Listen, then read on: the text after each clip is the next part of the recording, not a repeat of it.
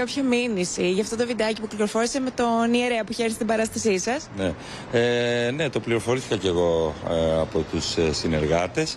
Ήταν ο ιερέας, ο οποίος στην αρχή, σύμφωνα με αυτόν που θέλει να μου κάνει μήνυση, ήταν ψευτοπαπάς, αλλά είναι κανονικός ιερέας. Το πρώτο βίντεο ήταν έτσι, ότι βάζω ένα ψευτοϊερέα. Μετά είναι ιερέας. Μετά είναι ότι τον έβαλα εγώ.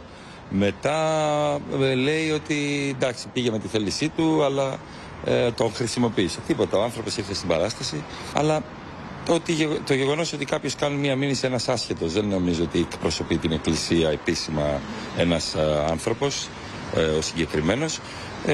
Έχω ενημερώσει τον δικηγόρο μου, έχω πάρει και εγώ τις κατάλληλες νομικές οδούς και ακολουθεί μια νόμιμη διαδικασία.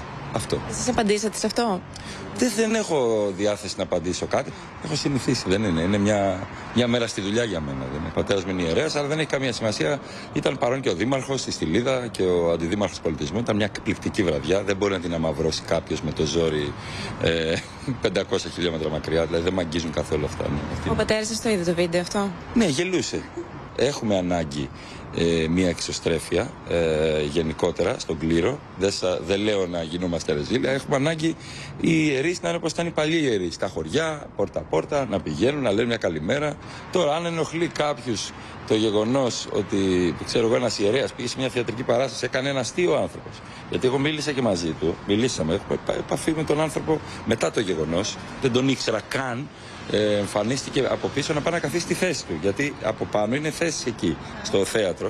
Το γεγονός αυτό τον ενόχλησε και λέει: κοίτα, ρε, τι έγινε με αυτό που έγινε, τι σου έκανα. Μου λέει: δεν μου έχει κάνει κάτι. Γελάω βασικά, παίρνω popcorn. Εντάξει, δεν σκοπεύω να κυλιστώ κάτω με κάποιον που θέλει να γίνει γνωστός χρησιμοποιώντας την Εκκλησία να κάνει followers. Γεια σας.